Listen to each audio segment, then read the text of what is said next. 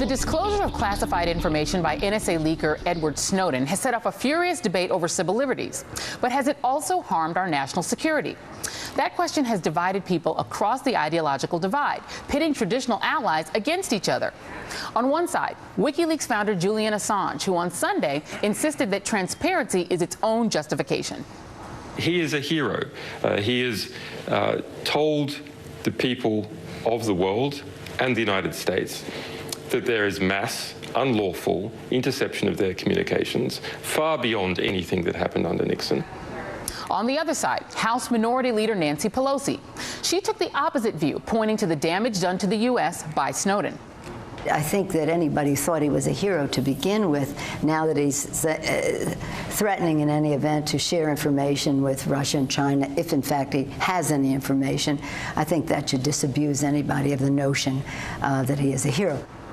Pelosi's reaction came after Snowden's latest leak, this time to German magazine Der Spiegel, which revealed that the U.S. spied on its European allies by bugging an EU building in Washington and tapping into its computer network. Many allies weren't pleased by the revelations, with French President François Hollande saying, "We cannot accept this kind of behavior."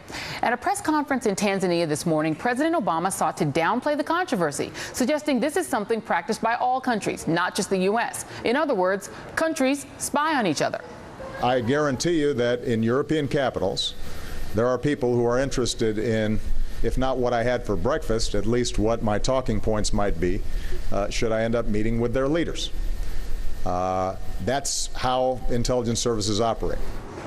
And joining us now from Washington is James Bamford, author of The Shadow Factory, the ultra-secret NSA from 9/11 to the eavesdropping on America. His NSA story also graces the cover of the latest issue of Wired magazine. And James, thanks for being with us. Oh, my pleasure. Well, so James, answer that question for us, because we have only heard about the spying that goes one way from the U.S. toward our European allies. But is it true that the same kind of intelligence is gathered by European and other allies, the Russians, et cetera, against us? Well, it's true that they would like to collect intelligence from us, and it's true that they try to collect intelligence from us. The difference is we have basically the nuclear weapon equivalent of an eavesdropping machine, and they have the equivalent of an army howitzer. So we have far more money to spend on eavesdropping, far more technical capability, far more personnel, far more access. And they're fairly limited when it comes to all of those things. So although they try to spy on the U.S., the U.S. has enough capabilities to pretty much deny a lot of the activities or deny them the capabilities for spying on us, while we have enormous capabilities to spy on them. Well, then, James, given that we do have technological superiority, have the revelations by Snowden, which sort of give our allies and adversaries a window into our technical superiority, have his revelations put Americans at risk? Well, I don't think they put really Americans at risk. I think what it's done is pretty much confirm what most of the people in Europe have assumed all along, especially in the European governments, that the U.S. spies. In my very first book I wrote, The Puzzle Palace, I wrote about how the U.S. was doing this, the predecessor to NSA was doing this in 1921 in France, spying on a meeting of Europeans in Paris. So it's been going on for a very long time. What is very unusual is not that these revelations have come out, because revelations like this come out every now and then, is that you actually have the revelations backed up by actual inside NSA documents.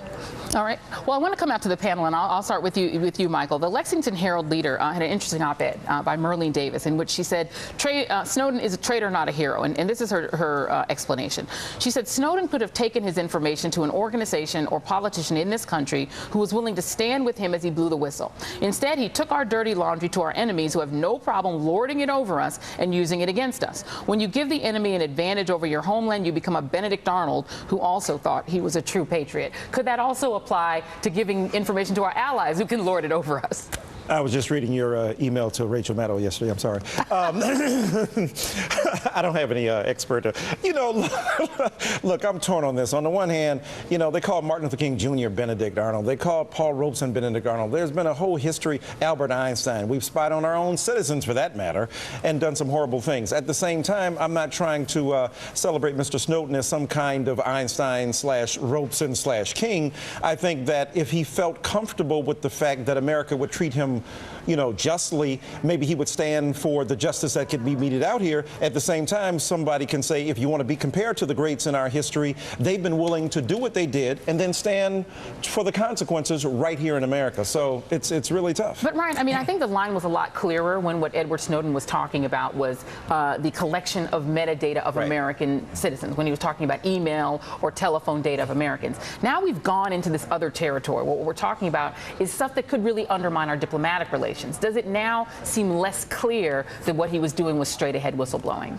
Well, he's now in a political power struggle with the U.S. government, so he's going to use the political tools that are at his disposal. Like he said, if we hadn't tortured Bradley Manning, then we'd have a better case of saying, hey, stay with us and go through our system of due process here. But the president said, look, this is what intelligence services do. Well, this is what competent intelligence services do, and ours has become incompetent because it is leaking like a sieve. And the reason is this eavesdropping, this overclassification is un-American. And so you have the people who are working in it, the Americans who are working in it, repulsed by it, and they're leaking, whether it's Bradley Manning, whether it's Snowden, whether it's all of these other leakers, they're pushing this stuff out into the public because they disagree with it. Well, you've put a lot in there. I think the Obama administration would disagree that they tortured Bradley Manning. And well, they tortured him. Are they both? They're either competent enough to completely go in. They made him stand naked for a year in a cold cell. They would disagree with that. But what I'm saying is they're either competent enough to completely reach into each of our lives and surveil us at every moment, or they're incompetent and can't really handle it. But they can't keep it secret. Be both. They can't keep it secret. Well, I want to ask James Bamford one exit question. The claim on the NSA side is that they're trying to stop really catastrophic potential attacks on our infrastructure, et cetera. Can you explain what it is that they say they're protecting against? Well, they're trying to protect against supposedly, the Russians and the Chinese launching cyber attacks on us. The irony here is that the director of NSA is also the head of the Cyber Command, who's supposed to protect the U.S. government communications, and yet U.S. communications and technical infrastructure, and he has one of his own people that is going out and causing probably the most elaborate leak of information in years. All right. Well, James Bamford, thank you very much. I'm sorry we're short on time. We will be right back after this.